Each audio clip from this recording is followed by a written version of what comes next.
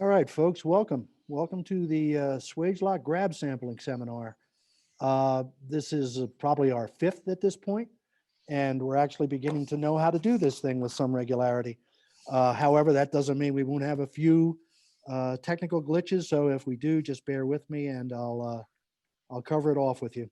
I'm Chick Howsam. I'm the director of marketing here at Swagelok Denver, and you'll hear very little from me, which is good.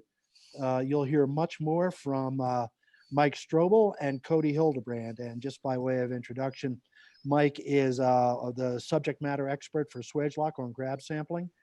He comes from Swagelok Penn, and he is hip deep in petrochemical and chemical refining. Cody Hildebrand is a field engineer here at Swagelok Denver. Likewise, he knows a lot about both petro and regular chemical refining, but he dabbles in semicon, life sciences, mining, aero, extraction, general industrial, and just about anything else you can name. As far as how we're going to proceed with this thing, just a little bit on the housekeeping. Please ask questions and do not hesitate to interrupt. We'll happily engage in that discussion as we go. We'd much rather do it in real time than wait till the end. You'll see at the bottom of your screen, there's a chat feature and a Q&A feature, and we'll be paying attention to that. As you've probably noted at this point, there's no audio and video for attendees, but we will be recording this, and we'll get a link sent out to you within about 48 hours or so. Two last things here on this subject. We'll launch a couple polls during this. No trick questions, just seeing what you know and what you think and what you'd like to know. And at the end of this, there's a survey that'll open up in your browser. It'll probably take you 1 minute to answer it. One of the questions will just be, what other topics would you like to see us cover? And the other answer is, just as you do with your favorite Uber driver, how do we do? 1 to 5, 5 being the best. So with that being said, I'm going to turn it over to Mike and Cody and lead us on through this grab sampling webinar. All right. Thank you, Chick, and good morning, everyone. My name is Mike Strobel, as Chick mentioned. I work out of Swagelok Penn, just outside of Philadelphia. I want to take you guys through the agenda today. So what are we going to be talking about? I'd like to start with a grab sampling introduction. So with that, I aim to answer the what, the when, and the why of grab sampling. What is it? When should we do it? And why should it be done? Next, we'll move into the how. How are we going to do our grab sampling? And with that, we'll discuss the 2 sampling excellence goals, which are capturing a sample safely and capturing a sample that is representative. Next, we'll move into design considerations when we're looking to do grab sampling.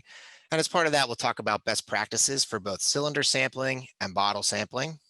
At the end, of course, we'll have a review, and then we'll take time to answer any questions that we don't get to as we go through the presentation here. So with that, we have a nice picture of a grab sample station here on the right-hand side, and this will bring us to our first poll. So if you could take a minute there to answer that.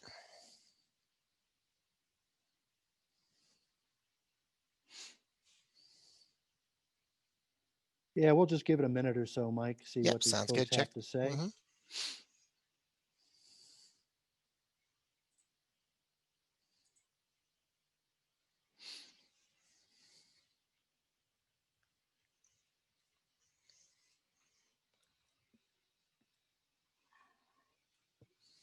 Everybody's considering the issue here. That's good. Putting some thought into it, right? Exactly.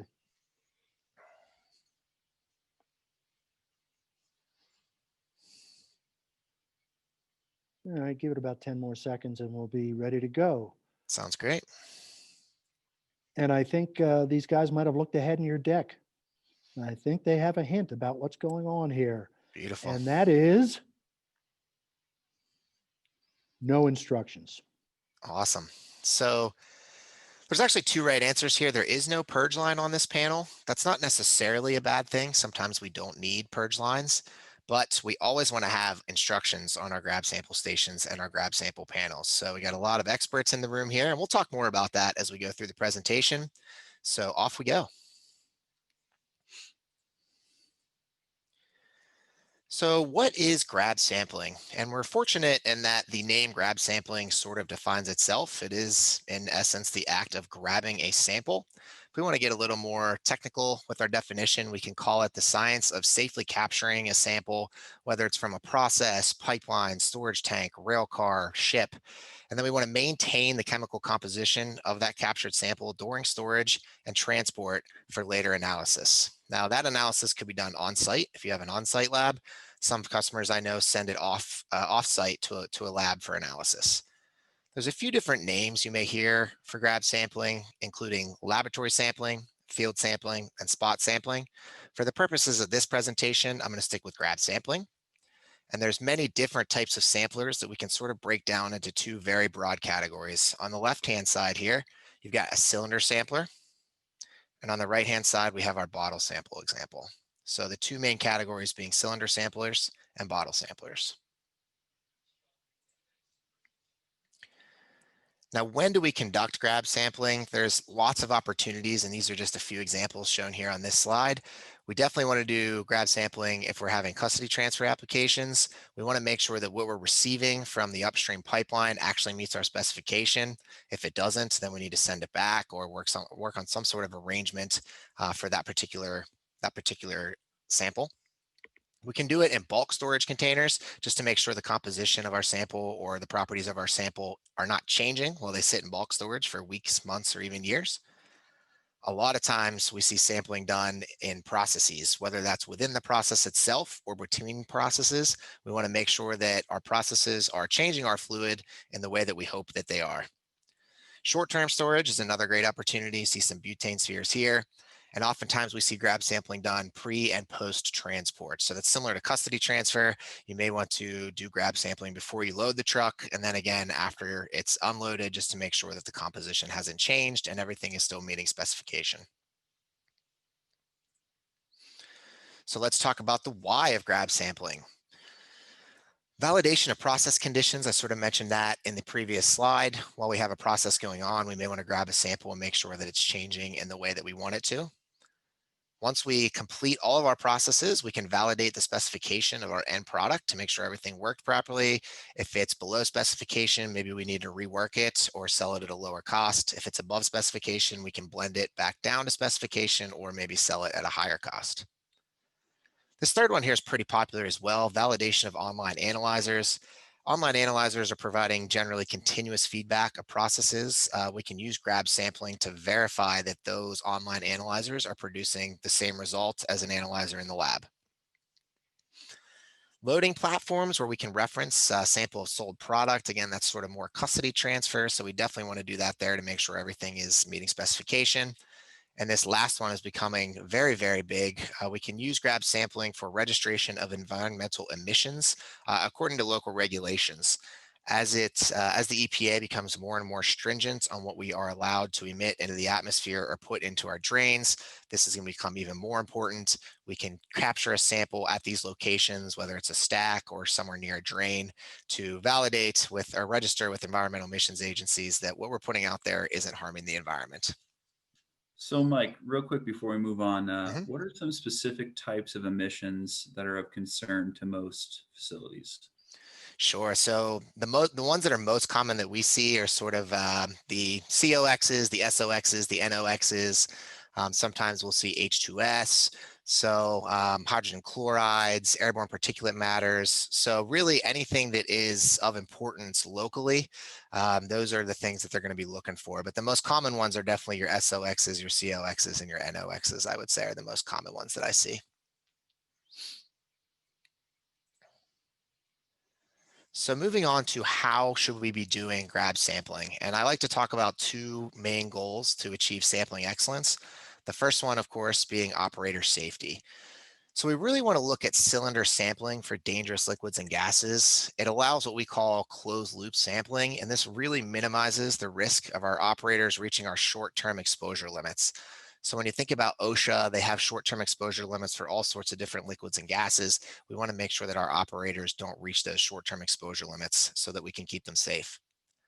Secondly, standardization and training is extremely important. The fewer manufacturers and fewer, models of panel that you have out in the field, the easier it is for those operators to actually learn how to properly capture that sample. Right along with standardization, we need to train our operators, and these two in tandem really simplify sample gathering.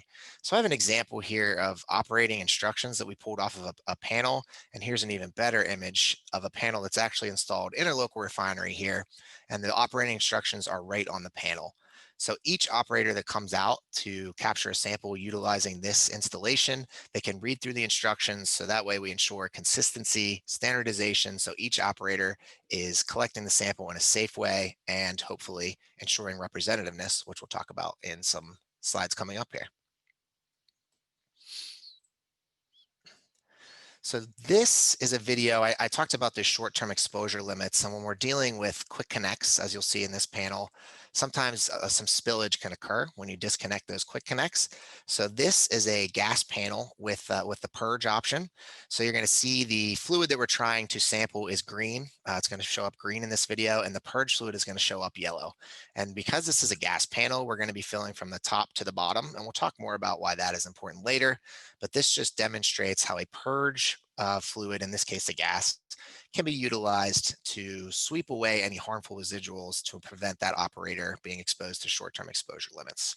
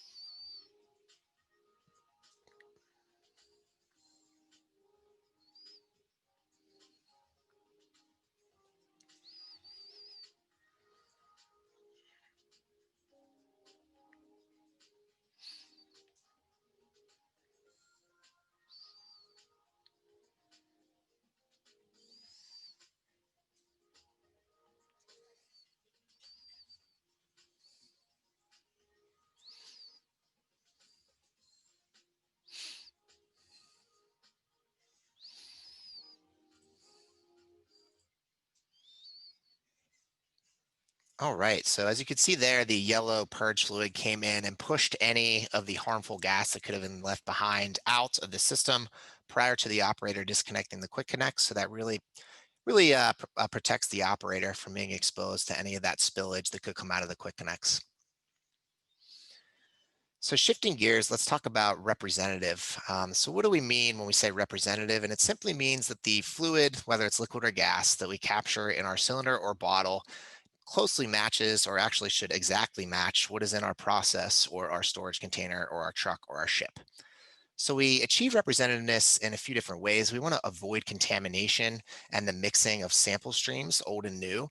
So we talked about the purge fluid on the previous slide. This can also be used to push out anything that may remain behind after we're done sampling, to ensure that all of our plumbing is free of any old sample before we introduce new sample into the system. And when we're thinking about representativeness, response time is important. We don't want to capture a sample in a cylinder or bottle and then let it sit in our truck or in our office for a couple of days before we get it to the lab. It's not as important as with online analyzers, but we certainly want to get it there as quickly as possible, a couple hours at max. You can see a nice picture of a pipe here with a whole bunch of contamination in it. That's certainly what we want to avoid. The next element of representativeness is conserving the sample during transportation. So when we're either moving the gas from the process to our sample point, we want to transport that above its dew point. So if we allow that gas to get cold, perhaps some of the heavies are going to drop out as condensation. Now we fractionated our sample and it is no longer representative of what is in the actual process piping. So we want to make sure that that gas stays warm all the way through to the sample points. And we can do a few things even to reduce that dew point that we'll talk about a little bit later. Hey, With a Mike, yeah, go ahead, Cody. before we move on, Mhm. what if it is a saturated vapor that you're trying to sample? It's a really good question, and we see this all the time out in the field. You really want to keep that gas warm above its dew point as it comes out of whether it's a process or a process pipe or a storage container. We want to keep that gas warm above the dew point up until we can drop its pressure. So an effective way to lower the dew point is to drop the pressure of a gas. So let's say we're sampling at 100 psi. We want to heat that gas all the way up to the regulator, put the regulator as close as possible to the sample tap, and drop that pressure down to say 5 psi, 10 psi, because that drops the dew point. So the tubing downstream of that pressure regulator at that point may no longer need to be heated. We really want to take a look at our phase diagrams when we're doing grab sampling. We need to know how close we are to that dew point at the given pressure and temperature when the gas comes out of the, whatever it may be, the process piping, for example. And we need to make sure that that dew point, we steer very clear of that dew point until we can drop that pressure. And then we need to see what the new dew point is at that pressure to see if we need to, take on subsequent heating, whether it be the transport lines to an enclosure or whatever it may be. Similarly with oh, go ahead, Cody. Did you have something else?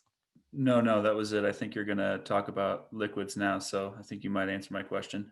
Alrighty. So we never want to sample a liquid close to its boiling point.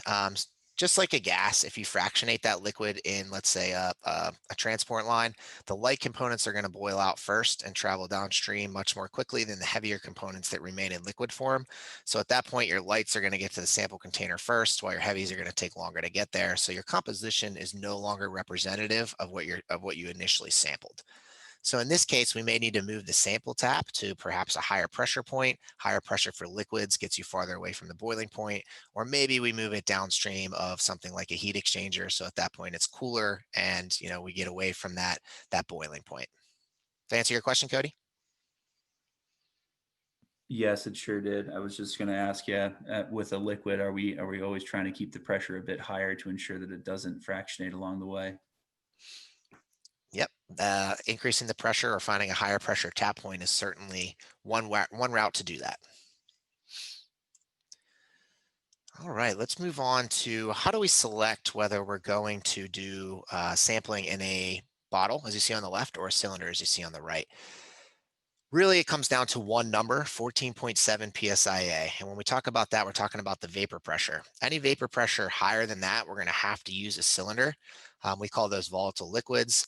Anytime that your liquid is non-volatile, meaning the maximum vapor pressure or the vapor pressure is less than 14.7 psia, then we can consider using a bottle. There's a few other things that we also need to consider, which we'll talk about further along in the presentation. But at the very beginning, if the vapor pressure is greater than 14.7 psia in a liquid, then you need to do it. You need to sample in a cylinder. If it's less than that, we can consider a bottle. Let's talk about design considerations for grab sampling. One of the things we need to keep in mind is continuous flow. And this has a couple of advantages, especially when we're talking about a viscous sample. If you think about a viscous sample, when that flow stops, it has a tendency to solidify. Now we have a plug and we can't flow anything through to our actual sample container. So we either need to heat everything up or we need to actually remove the piping from the system and replace it with new piping or tubing.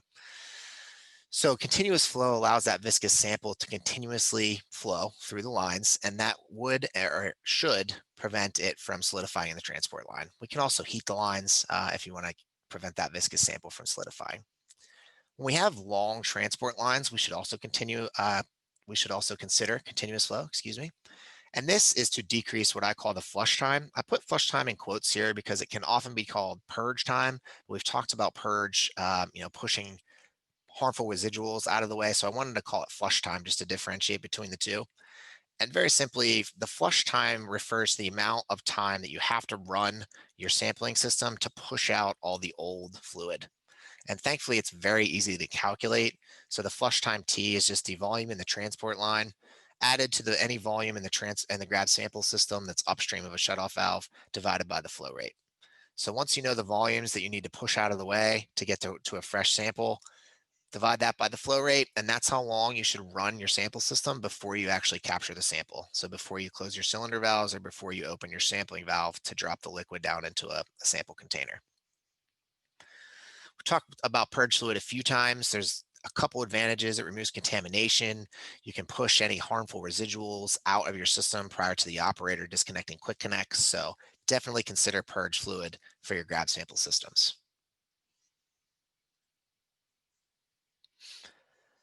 Let's talk about best practices for cylinder sampling. We always want to fill our sample cylinders in a vertical orientation. And this allows for the advantages in the next two bullet points. We can fill our liquid from the bottom of the cylinder to the top. This ensures that we get a full cylinder. So if you fill it horizontally, you may have a half empty or half full or quarter full cylinder when you take it to the lab. And it also allows us to use what is called an outage tube. And if you look at the cutaway on the right here, this is a sample cylinder that has an outage tube installed. So using this outage tube will allow the liquid to actually exit through the tube before the cylinder is too full. So it creates this vapor space, as you see here, to avoid overpressurization. As you can imagine, if you capture a liquid in here and it's kind of cool, let's say it's 40 degrees F liquid, it's 90 degrees outside that day, you put this in your truck in the sun, that liquid may go through some thermal expansion, which can burst your sample cylinder, it can burst your valves. Another thing to keep in mind is the use of rupture discs. So this valve, cylinder valve on the top here, has a rupture disc. It's basically a relief valve for this whole system. So if there is an overpressurization situation, this rupture disc will burst as opposed to the cylinder or valve itself. For gases, again, we want to use vertical orientation and fill from the top to the bottom.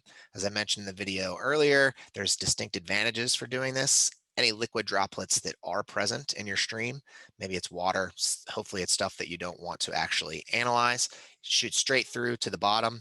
Any liquid that's on the walls, maybe that wasn't purged out from the lab or is just in there from previous samples, falls out the bottom, drains by gravity.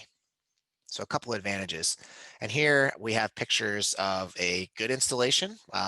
You can see this is going to use a sample cylinder in a vertical orientation. You have your top quick connect here. You pull the hose off, insert your sample cylinder in a vertical orientation and clamp it into place. Over here on the right, we have this nice little V block where they're putting their samples in horizontally and attaching the quick connects. So not good on the right, very good on the left. And that brings us, I believe, to our second poll, right, Chick? You are correct, sir. And this one is, there is no right or wrong answer. Just tell us what challenges you faced in your grab sampling process.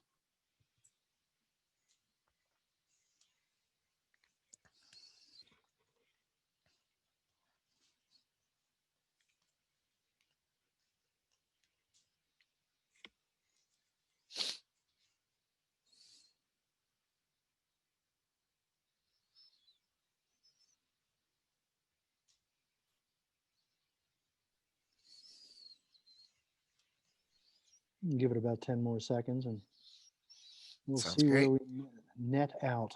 Well, it looks like all three of them pose a little bit of a problem, but the operator safety issues and the partially filled sample issues are running neck and neck as the two top challenges at this point. So what you expect, I guess, Mike? Yeah. I mean, all three are challenges that we've seen out in the field. Me personally, I have seen probably the biggest challenge with our customers being the partially filled sample cylinders. Obviously, there's no sight glass on stainless steel sample cylinders, so you don't know if that's actually full with liquid when you take it to the lab. Sometimes it's as simple as closing the wrong cylinder valve first, or you close the upstream cylinder valve before the downstream cylinder valve. Thankfully, if you have a really well engineered sample system, when you turn this valve over here to the off position, it actually traps, traps the pressure within the system. So it doesn't matter the order that you turn the cylinder valves off, and then you vent everything off before you actually remove the cylinder. But that's definitely the biggest issue that I think I've seen, but all three are absolutely valid.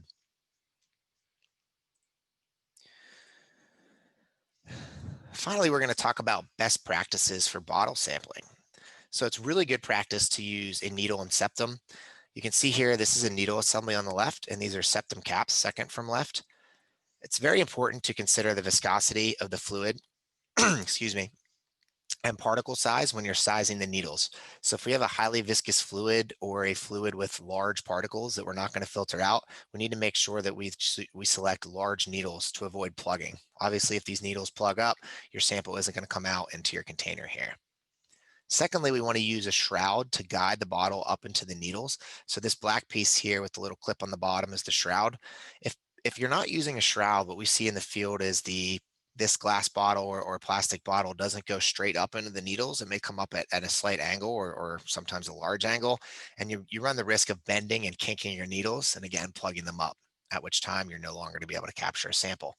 So very important to use all four of these components when you're doing bottle sampling. Like, before we move on, are there any best practices you're aware of to prevent septa from plugging the process needle itself? Yeah, so obviously when you pierce the septa here, you run the risk of actually coring out the septa, especially if you have the hole on the bottom of the needles. So it's best, as you can see in this picture here, to have the holes on the side of the needle. Like I mentioned, if it's on the bottom, you have a tendency to core out the septa and then it gets stuck in the needle, preventing flow into your sample bottle. So we definitely want to use needles that have the holes on the side for both the vent and the process needle.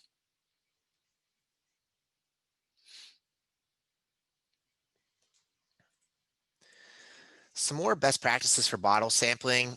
If overfilling is a concern, we definitely want to use a fixed volume sampler. So let's say an operator, there's a fairly high pressure here, so the liquid's coming in pretty fast, and you run the risk of getting some liquid up into your vent. If that's going to cause problems downstream, you probably want to use a fixed volume sampler. And we never want to flow or dump onto the ground. As you can see in the image on the left here, we have a little grab sample spigot, and it's shooting straight onto the ground. See a nice black mark here. We mentioned previously in the presentation that the EPA is becoming, more and more restrictive into what we're allowed to put out into the atmosphere.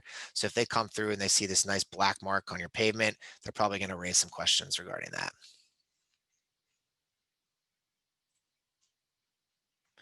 So let's review what we've discussed today. We started with the what, the when, and the why of grab sampling.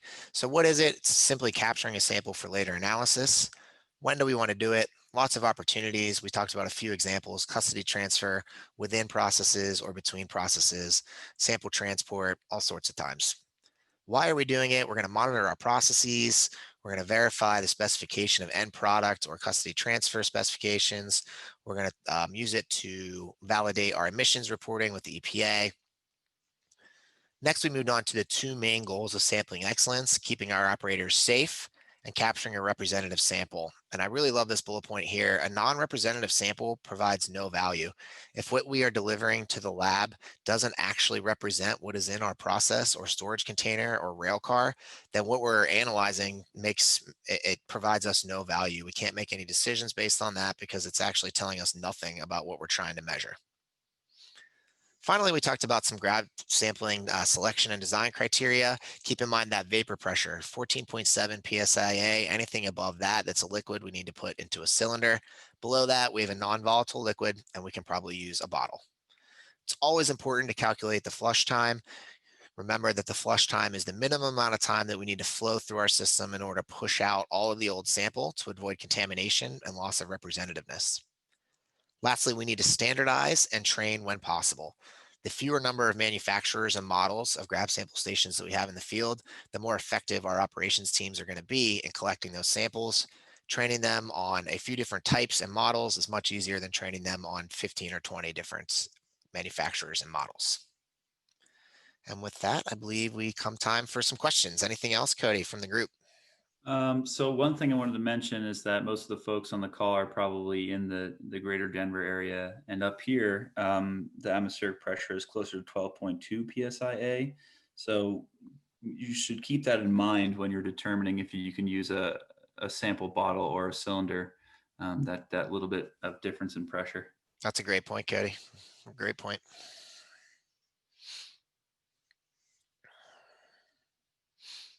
Any questions coming in from the crowd? It looks like we have a reticent crowd here, Mike. Okay. Nobody's stepping up. You've had a couple questions that have popped up in past webinars. Anything you want to address over and above what we've covered already? Yeah, similar to how Cody brought up the great point about the atmospheric pressure being lower in Denver, you guys also get extraordinarily cold out there. So it really, really makes of utmost importance those phase diagrams. Oftentimes you're probably going to have to heat and trace and insulate your sample transport lines, especially when you're dealing with gases that can condense. You may also have to consider that because it gets so cold out there in Colorado, just freeze protecting some liquid lines. There's a lot of enclosures out there that if you need to actually capture the sample in a heated environment, you can use enclosures. Make sure you get that bottle or cylinder into your truck quickly to keep it warm on the way to the lab. So definitely keep in mind those cold weather conditions that can create some challenges for sampling. Just to make sure everybody understands, there is a little Q&A feature on the screen. If you go down there, see that there's somebody in the chat from Dale. Needle valves are good for the cylinder. Could they be opened accidentally? What do you think about that, Mike? Accidentally opening a needle valve when you're closing the fluid into the cylinder. Yeah, that can certainly happen. Needle valves present a unique challenge because you can't really lock the handles. There's not a really good option to lock handles. So you're going to rely on your training for your operators. Keep them, install some sort of training program where every 6 months, maybe you just review with the operators to make sure that their skills are still fresh. But that's certainly something that can occur. You can accidentally open a needle valve, but I think with proper training, the likelihood of that happening becomes very slim. And then there is one thing to consider. I mean, most of these designs are modular and they're up to you guys at the end use facilities. So I don't know about other manufacturers, but I know that Swagelok on our 40 series instrumentation ball valve, we have a latch lock handle option, which has a detent in it on a little detent plate, which means when you push this button on it that's loaded by a spring, you have to push the button to turn the handle and you have to push it to open or close. So if you accidentally bump it on your hip or something like that, it shouldn't turn it. So that ends up being up to the facility, if that makes any sense. Yeah, and another point that I think it's important to make, especially regarding if you're using swage like DK needle valves or another manufacturer's needle valves on the actual cylinder itself, there's no reason to ever put a wrench on those valves. One of the most common failure modes we see is operators always think that tighter is better, so they're putting wrenches on their needle valves and wearing them out in a couple months as opposed to, sometimes even a couple weeks as opposed to a year or two. So don't put wrenches on your needle valves, on your cylinder needle valves. You can hand tighten them and they will adequately seal. We do have one question. They're wondering what other industries besides oil and gas use grab sampling. So I've seen grab sampling done in pulp and paper mills. I've seen grab sampling done in power plants. I've seen it in the chemical world as well. So there's not as many applications, I would say, in those industries. Oil and gas is certainly the most common, but there's anywhere that you need to pull a sample out of some process vessel, whatever it may be, reactor, there's an opportunity to potentially use these grab sampling solutions that we reviewed today. Cody, you had mentioned at one point that even in pharma, there are some grab sampling applications, though they may be more solid samples than anything. Is that true? I think it depends. I think in the pharmaceutical world, Dale asked a question: what about semiconductors? And those worlds cross over a little bit. I'm not sure. I haven't seen a lot of grab sampling in the semiconductor world, but I'd say that maybe taking a sample of the chemicals, like the wet etch chemicals, could be necessary to make sure that the chemical species that was purchased was what was intended to be purchased. And then for pharma industries, could be solids, but also could be the same kind of thing where you're looking at your totes and looking at the chemicals there, or you're looking at what's coming out of one of the fermentation reactors or something like that. Okay. So it's not just for oil and gas anymore, it would seem. Um, I don't see any. Oh, wait a minute. Hold on. Dale is asking, what about semiconductor manufacturing? I'm interested in all of the sample total volume from the cylinder. Any tips for harvesting and ensuring volume collected is consistent? Yeah, I think if you're using a sample cylinder that's the same size each time and you're capturing the sample at the same pressure, you should get the same volume each and every time. If it's a liquid and you want the same volume every time, the fixed volume sampler is a great way to go because you're filling up a sample cylinder and then pushing that fixed volume into your bottle. So if you use, for example, a 300 cc cylinder, you're going to get approximately maybe a little more than 300 cc's because there's a little bit of volume in the plumbing as well.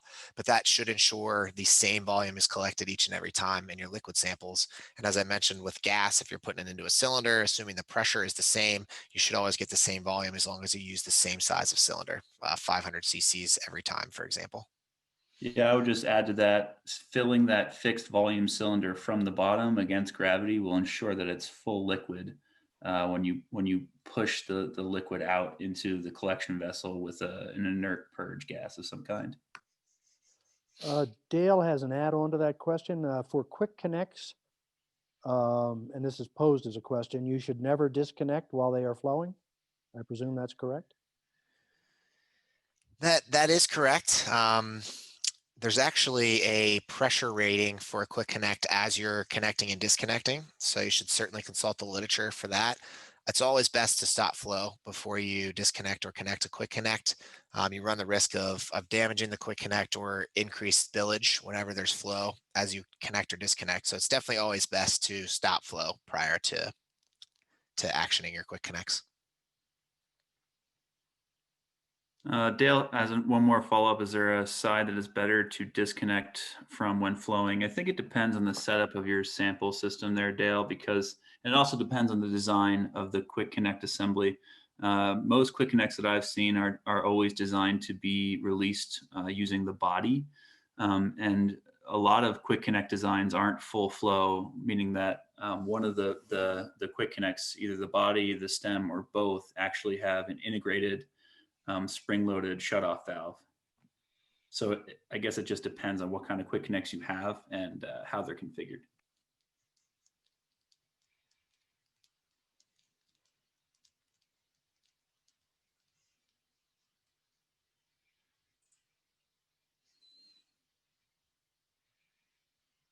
All right. Anything else from anybody else on here? Want to throw a question in the chat or anything like that?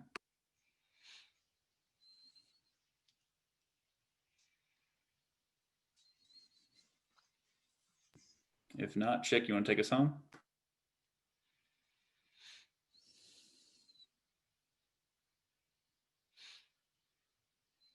We might have lost Chick. So that's the end of our presentation today. Thanks, Mike. Hold on. Sorry, brother.